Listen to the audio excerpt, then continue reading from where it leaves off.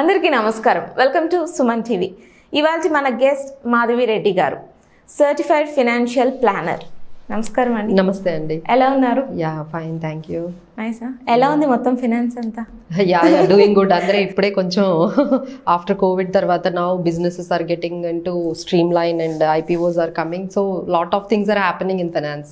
Yeah, ఏది వచ్చినా finance అనేది దెబ్బతింటూ ఉంటుంది. పాండమిక్ వల్ల అవును, కొంచెం స్లో డౌన్ అయింది. Now things are coming to getting into normal. Yeah, Madhavi గారు, డీమ్యాట్ అనే వర్డ్ ఎక్కువ వింటూ ఉంటాము. ఇది చాలా బేసిక్, బట్ స్టిల్ తెలియని వాళ్ళకి మీరు ఎలా ఎక్స్ప్లెయిన్ చేస్తారు? సో డీమ్యాట్ అకౌంట్ని ఎక్స్ప్లెయిన్ చేయాలంటే I will take example of bank account అండి. సో ఇప్పుడు మీరు మనీ ట్రాన్సాక్షన్స్ చేయాలి అంటే, మీరు నాకు మనీ పంపించాలి అంటే మీకు తప్పకుండా ఒక బ్యాంక్ అకౌంట్ కావాలి. సో మీరు ఈ బ్యాంక్ అకౌంట్ రావాలి అంటే you will furnish certain documents. అంటే మీ అడ్రస్ కానీ, లేకపోతే మీ పాన్ కానీ, ఆధార్ కానీ, ఇవన్నీ మనం సబ్మిట్ చేస్తే మీకు ఒక బ్యాంక్ అకౌంట్ నంబర్ అనేది వస్తుంది. సో దానికోసం మీరు ఒక బ్యాంక్ని సెలెక్ట్ చేసుకుంటారు. సో ఈ బ్యాంక్ని సెలెక్ట్ చేయడం కొంతమంది వాళ్ళ కన్వీనియన్స్ బట్టి, చార్జెస్, వాళ్ళకి దగ్గరలో ఎక్కువ ఏటీఎంస్ ఉన్నాయా లేదా, ఇలా డిఫరెంట్ పారామీటర్స్లో మీరు ఒక బ్యాంక్ అకౌంట్ని, ఒక బ్యాంక్ని సెలెక్ట్ చేసుకుంటారు. So then they will generate one bank account number. అలానే ఇక్కడ ఒక షేర్స్ని కొనాలన్నా, షేర్ని అమ్మాలన్నా డీమ్యాట్ అకౌంట్ కావాలి. మనీ ట్రాన్సాక్షన్స్కి ఎలా అయితే బ్యాంక్ అకౌంట్ అవసరమో, షేర్స్ అమ్మడానికి, కొనడానికి డీమ్యాట్ అకౌంట్ అనేది అవసరం. ఈ డీమ్యాట్ అకౌంట్ మీకు కావాలి అంటే ఒక స్టాక్ బ్రోకర్ ద్వారానే సాధ్యమవుతుంది. అంటే బ్యాంకర్ దగ్గరికి వెళ్ళి ఎలా అయితే మనము బ్యాంక్ అకౌంట్ని ఓపెన్ చేస్తున్నామో, అలానే ఒక డీమ్యాట్ అకౌంట్ కావాలి అంటే ఒక స్టాక్ బ్రోకర్ని మనం సెలెక్ట్ చేసుకోవాలి. సో మార్కెట్లో చాలామంది స్టాక్ బ్రోకర్స్ ఉంటారు. లైక్ మీ బ్యాంకే మీకు ఈ మధ్యకాలంలో అందరికీ డీమ్యాట్ అకౌంట్ కూడా ఒక సర్వీస్ని ప్రొవైడ్ చేస్తుంది. సో మీరు బ్యాంక్ బేస్డ్ డీమ్యాట్ అకౌంట్ తీసుకోవచ్చు. లేదు స్టాండ్ అలోన్ బ్రోకింగ్ హౌసెస్ ఉంటాయండి, లైక్ ఏంజల్ కానీ, మోతిలాల్ ఓస్వాల్, ఇండియా ఇన్ఫోలైన్ ఉంటాయి. లేదు అంటే మీకు లో కాస్ట్ బ్రోకర్స్ కూడా ఉంటారు, జీరోదా, 5 పైసా ఇలాంటివి. సో కొన్ని యాప్స్ కూడా ఉన్నాయి. సో ఇలా డిఫరెంట్ లెవెల్స్ ఆఫ్ మనకి స్టాక్ బ్రోకర్స్ ఉన్నారు. మీరు ఎక్కడైనా డీమ్యాట్ అకౌంట్ ఓపెన్ చేసుకొని ఇంకా మీరు ఐపీఓస్లో ఇన్వెస్ట్ చేయాలన్నా, లేకపోతే షేర్ మార్కెట్లో డైరెక్ట్గా స్టాక్స్ కొనాలన్నా, బై చేయాలన్నా కంపల్సరీ ఈ డీమ్యాట్ అకౌంట్ అనేది అవసరం అవుతుంది. సో ఇప్పటి వరకు మీరు డీమ్యాట్ వల్ల యూజెస్ చెప్పారు. ఈ డీమ్యాట్ ఆధార్ కానీ, పాన్కి కానీ లింకప్ చేయకపోతే జరిగే నష్టాలు? షూర్ అండి. ఇప్పుడు కొత్తగా ఒకటి మనకి రిలీజ్ అయింది ఏంటంటే, ఈ జూలై 31 వరకు కొన్ని ఇంపార్టెంట్ ఇన్ఫర్మేషన్స్ కానీ, మీరు కేవైసీ అంటారు, కేవైసీ అంటే నో యువర్ క్లయింట్. సో ఈ కేవైసీకి కానీ మీరు ఇన్ఫర్మేషన్ ఫర్నిష్ చేయకపోతే మీ డీమ్యాట్ అకౌంట్ అనేది డీయాక్టివేట్ అయిపోతుంది. సో ఎందుకంటే అక్కడ చాలామంది ఏంటంటే మొబైల్ వ్యాలిడ్ నంబర్ ఇవ్వకపోయినా, వ్యాలిడ్ ఈమెయిల్ ఐడి ఇవ్వకపోయినా, అడ్రస్ కానీ, అండ్ ఇన్కమ్ అండి, మీకు ఏంటంటే ఇన్కమ్ లెవెల్స్ అనేది ఒక ఆప్షన్ ఉంటుంది. అంటే 0 to 5 lakhs, 5 to 10 lakhs, 10 to 15 lakhs, 15 to 25 lakhs అనేది అక్కడ మనకి ఒక ఏరియాస్ ఉంటాయి, క్రెడెన్షియల్స్. సో అది మీరు ఆప్ట్ చేయకపోయినా, అంటే మీ ఇన్కమ్ లెవెల్స్ వాళ్ళకి చెప్పకపోయినా, వ్యాలిడ్ మొబైల్ నంబర్, వ్యాలిడ్ మనకి ఈమెయిల్ ఐడి ఇవ్వకపోయినా, లేకపోతే మన అడ్రస్, ఇవి ఇంపార్టెంట్ 5 ఎలిమెంట్స్ అండి. ఒకసారి చెక్ చేసుకోండి. ఇవి కానీ మీరు కరెక్ట్గా ఇన్ఫర్మేషన్ కానీ ఇవ్వకపోతే ఇమీడియట్గా మీ డీమ్యాట్ అకౌంట్ అనేది డీయాక్టివేట్ అవుతుందండి. మేబీ ఇప్పటికే స్టాక్ బ్రోకర్స్ అందరికీ వాళ్ళ క్లయింట్స్కి ఎవరైతే కరెక్ట్గా ఇన్ఫర్మేషన్ ప్రొవైడ్ చేయలేదో వాళ్ళందరికీ ఈ పాటికే మీకు మెయిల్స్ వచ్చి ఉంటాయండి. మెయిల్స్ మీరు కొంతమందికి చెక్ చేసుకునే అలవాటు ఉండదు. వాళ్ళు ఎక్కువగా ఈమెయిల్ ఐడీస్ని కొంతమంది వాడరు, అంటే రెగ్యులర్గా చెక్ చేయరు. ఒకసారి చెక్ చేసుకోండి. ఇమీడియట్గా మీ బ్రోకర్ అయితే మీకు ఆ ఇన్ఫర్మేషన్ అయితే ఈ పాటికే పంపించుంటారు.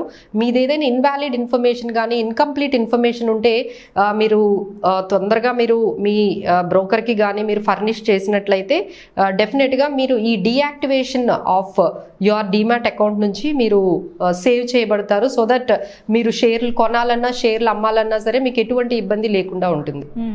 అండ్ వన్ మోర్ థింగ్ అండి, జనరల్గా ఎయిదర్ ఆఫ్ ద కార్డ్స్లో, ఆధార్ కానీ, పాన్లో కానీ ఏదో ఒక దాంట్లో మిస్టేక్స్ ఉంటూ ఉంటాయి. అవునండి, అవి డెఫినెట్ గా కరెక్ట్ చేసుకోవాలి. ఒక కార్డ్ లో ఇన్ఫో కరెక్ట్ ఉంది కదా అని చెప్పి చాలా మంది హ్యాపీ ఉంటుంది. అవునండి, అవును. అదేంటంటే అక్కడ ప్రాబ్లం వచ్చిన తర్వాత మీకు డీయాక్టివేట్ అయిన తర్వాత అప్పుడు కరెక్ట్ చేయడం మొదలు పెడతారు. అప్పుడు మళ్ళీ వెళ్ళి ఆధార్ సెంటర్కి వెళ్ళి అక్కడ మళ్ళీ ఎడిట్ చేసుకోవడము, అడ్రస్ ని అప్డేట్ చేయడము. మీ మొబైల్ నంబర్ ఇన్వాలిడ్ అయిపోయింది అనుకోండి, మళ్ళీ ఆ మొబైల్ నంబర్ ని మళ్ళీ దాన్ని ఎందుకంటే ఇప్పుడు అందరు మొబైల్ నంబర్స్ మారుస్తూ ఉంటున్నారు. సో మీరు ఈ మొబైల్ నంబర్ మీరు ఇన్వాలిడ్ ఎప్పుడుదో ఇచ్చుంటారు, ఆ తర్వాత మీరు అప్డేట్ చేసి ఉండరు. సో ఇలాంటివి అన్నీ మనము క్వైట్ కామన్గా జరుగుతూ ఉంటాయండి. Please do provide your valid mobile number, valid email ID, and compulsory మీ ఇన్కమ్ని అయితే మీరు చెప్పాల్సి ఉంటుందండి. అంటే మీ ఇన్కమ్ కేటగిరీ 1 to 5 lakhs ఉన్నారా, 5 to 10 lakhs ఉన్నారా, 10 to 25 lakhs ఉన్నారా, మోర్ దాన్ 25 lakhs ఉన్నారా అనేది మీరు కంపల్సరీ మీరు వాళ్ళకి ఫర్నిష్ చేయాల్సి ఉంటుంది. ఇన్కమ్ డీటెయిల్స్ అంటే ఇంతవరకు మీరు చేసి ఉండకపోవచ్చు, ఇప్పుడైతే కంపల్సరీ చేయాల్సి వస్తుందండి. మీరు ఇన్ఫర్మేషన్ అంతా మీరు మీ బ్రోకర్కి ఇచ్చినట్లయితే వాళ్ళు కేవైసీని మీకు అప్డేట్ చేస్తారు, so that your demat account will not get deactivate. And this is applicable to మీరు ఎవరైనా మ్యూచువల్ ఫండ్స్ లో ఇప్పుడు అందరూ ఇన్వెస్ట్ చేస్తున్నారండి. సో మ్యూచువల్ ఫండ్స్ లో ఇన్వెస్టర్స్ కూడా, ఎందుకంటే క్యాంప్స్ వాళ్ళు అందరూ ఇదే చెప్తున్నారండి, so they are giving so many invalid information ఉంటుంది. ఈ మ్యూచువల్ ఫండ్ ఇన్వెస్టర్స్ ఏదైతే ప్రొవైడ్ చేస్తున్నారో చాలా వరకు ఇన్వాలిడ్ ప్యాన్ అంటే ఏంటంటే ఏదో ఒక ఇన్ఫర్మేషన్ రాంగ్ ఉండడం, అంటే మీ సర్నేమ్ కానీ మీ బ్యాంక్లో ఒక పేరు ఉంటుంది చెక్ బుక్ మీద, and whereas your PAN number is giving some other name. So లేకపోతే ఆధార్కి కూడా లింక్ అయి ఉండదు ఆ నేమ్. సో ఇలా మీరు ఆధార్కి ప్యాన్కి మీరు లింక్ చేయకుండా ఉన్నట్లయితే మీ ఎస్ఐపీస్ ఆగిపోవచ్చు, ఎస్టీపీస్ చేయలేకపోవచ్చు, అడిషనల్ పర్చేజెస్ కూడా చేయలేకపోవచ్చు.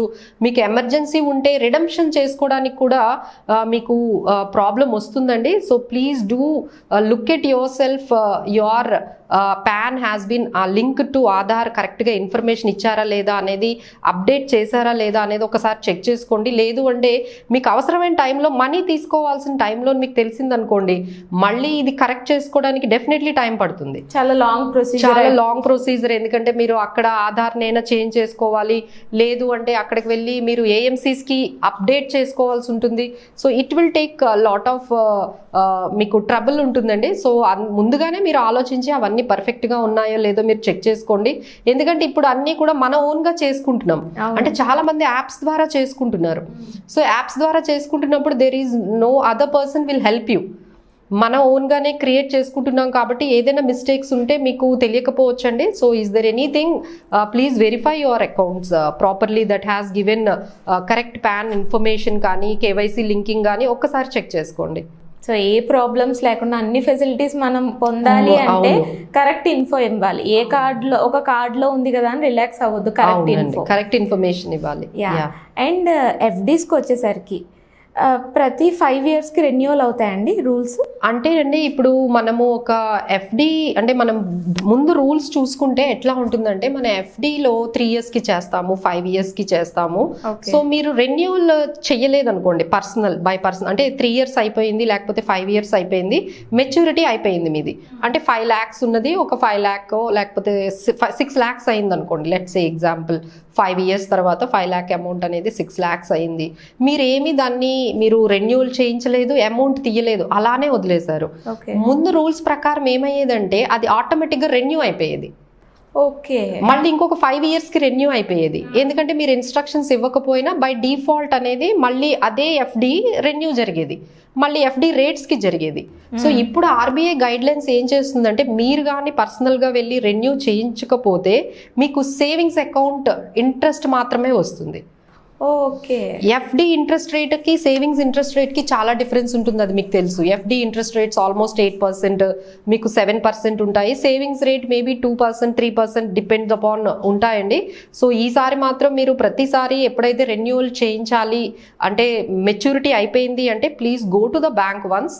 ఒకసారి బ్యాంకుకు వెళ్ళి మీరు మళ్ళీ దాన్ని రెన్యూ చేయించండి. పర్సనల్గా మీరు రెన్యూ చేయించకుండా అదే ఆటోమేటిక్గా అయిపోతుందని మీరు అశ్రద్ధ చూపించారంటే మీకు ఇంట్రెస్ట్ ఏదైతే రావాల్సి ఉందో అది రాదండి. జస్ట్ సేవింగ్స్ అకౌంట్ కన్నా కూడా తక్కువ ఇచ్చే అవకాశం ఉంటుంది బ్యాంక్ వాళ్ళు. So please do follow all those things, ఒకసారి చెక్ చేసుకోండి. చాలా చక్కగా ఎక్స్ప్లెయిన్ చేశారండి. అండ్ మన వ్యూవర్స్ అందరూ కూడా మీరు చెప్పిన ఖచ్చితంగా ఫాలో అవుతారని కోరుకుంటూ థ్యాంక్ యూ అండి. నమస్తే.